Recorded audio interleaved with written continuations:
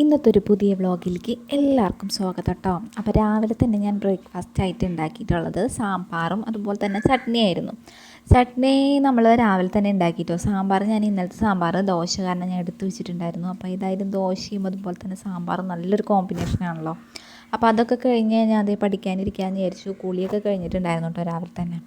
അപ്പോൾ അതേ പഠിക്കാൻ വേണ്ടിയിട്ട് നമ്മുടെ ഇറയത്ത് തന്നെ പോയിരുന്നു. എനിക്ക് ഭയങ്കര ഇഷ്ടമാണ് നമ്മുടെ ഇറയത്തിരിക്കാനായിട്ട്. നല്ല തണവായിരിക്കും, കാരണം മുകളിൽ ഓടാണ് ഇട്ടിരിക്കുന്നത്. അപ്പോൾ അതിൻ്റെയും തണുപ്പും പിന്നെ ഇറയത്തിന് ചുറ്റും പുറത്ത് നിറയെ മരങ്ങളാണ്. അപ്പോൾ നല്ല കാറ്റും തണലും കിളികളും എല്ലാവരും കൂടെ ഒരു നല്ല രസമാണ്. നമ്മുടെ അത് വീട്ടിലേക്ക് ആര് വന്നാലും പറയും എന്ത് തണലാണ്, എന്ത് തണുപ്പാണ്, ഇവിടേക്ക് വന്നപ്പോഴൊരു ആശ്വാസമായി എന്നൊക്കെ പറയും.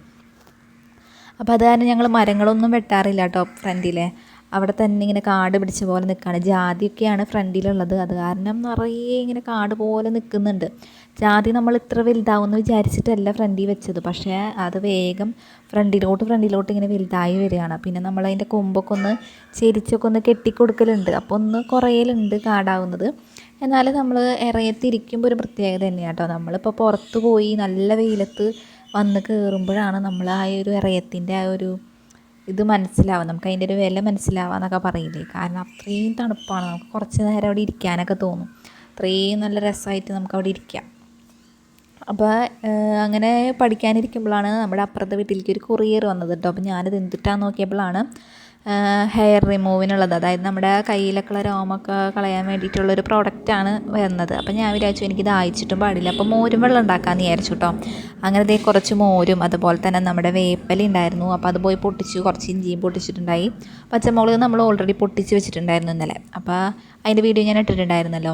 അങ്ങനെ അതൊക്കെ കൂട്ടി ഒരു മോരും വെള്ളം കുടിച്ചു കേട്ടോ. അങ്ങനെ ഞാൻ വിചാരിച്ചു ഉച്ചക്കേലേക്ക് വേണ്ടിയിട്ട് ഇതൊന്ന് അരിഞ്ഞ് കൊടുത്തു കഴിഞ്ഞാൽ അമ്മ കറി ഉണ്ടാക്കാമെന്ന് പറഞ്ഞു. അപ്പോൾ ഞാൻ ബീട്രൂട്ടും അതുപോലെ തന്നെ നമ്മുടെ കൊത്തമരയും കൂടെ ഒന്ന് ചെറുതാക്കി അരിഞ്ഞു കൊടുത്തു. അങ്ങനെ കുറച്ച് കഴിഞ്ഞപ്പോഴാട്ടോ നമ്മൾ കൊള്ളിക്കിഴങ്ങ് പറിക്കാനായിട്ട് നമ്മുടെ പറമ്പിലോട്ട് അങ്ങോട്ട് ഇറങ്ങി. പറമ്പിൻ്റെ ആ ഒരു സൈഡിലായിട്ട് ഇപ്പോൾ നട്ടിട്ടുള്ളത്. അപ്പോൾ അത്യാവശ്യം കുറച്ച് കൊള്ളിക്കിഴങ്ങ് കിട്ടിയിട്ടോ നമുക്ക് പറിച്ച് നോക്കിയപ്പോൾ. വൈകുന്നേരം കപ്പക്കിഴങ്ങ് പുഴുങ്ങാമെന്ന് വിചാരിച്ചു കേട്ടോ. അപ്പോൾ അതേ കപ്പക്കിഴങ്ങ് അടുപ്പത്തിട്ടിട്ടുണ്ട്. അത്യാവശ്യം നല്ല രീതിയിൽ തിളച്ച് വന്നിട്ടുണ്ട് കേട്ടോ. അപ്പോൾ ഞാൻ വെന്തോന്നൊന്ന് നോക്കിയതാണ്, പക്ഷേ വെന്ത് തുടങ്ങുന്നേ ഉള്ളൂ. അത്യാവശ്യം നല്ല വേവുള്ള കൊള്ളിയാണെന്ന് തോന്നുന്നുണ്ട് കേട്ടോ. അപ്പോൾ അവിടെ തന്നെ ഇട്ട് കുറച്ച് നേരം ഒന്ന് മൂടി വെച്ച് വേവിക്കാനായിട്ട്. അപ്പോഴേക്കും നമുക്ക് ചമ്മന്തി ഉണ്ടാക്കാം. നല്ല കാന്താരി മുളക് ഇട്ടിട്ട് ചമ്മന്തിയാണ് ഇപ്പോൾ എല്ലാവർക്കും ഇഷ്ടം. അപ്പോൾ അതിന് വേണ്ടിയിട്ട് ഇതേ കുറച്ച് കുഞ്ഞുള്ളി ചെറുതാക്കി അരിഞ്ഞിട്ടിട്ടുണ്ട്. ഇനി നമുക്കൊരു 4-5 പച്ചമുളക് ഇട്ട് കൊടുക്കാം. നമ്മൾ ഈ ചമ്മന്തിയിൽ നമ്മുടെ എരിവാണ് ഹൈലൈറ്റ്. അതുപോലെ തന്നെ നമുക്ക് ഇനി കുറച്ച് ഉപ്പും അതുപോലെ തന്നെ പുളി ഇട്ട് കൊടുക്കണം കേട്ടോ. നമ്മുടെ പുളി ഒരു ചെറിയ പീസ് മതി, ചെറിയൊരു ഫ്ലേവറിന് വേണ്ടിയിട്ടാണ് കേട്ടോ.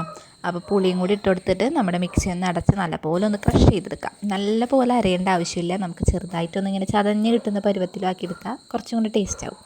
അങ്ങനെ നമ്മുടെ കപ്പക്കിഴങ്ങ് റെഡി ആയിട്ടുണ്ട്. ഇനി നമുക്ക് ചമ്മന്തിയും കൂട്ടി കഴിക്കാം.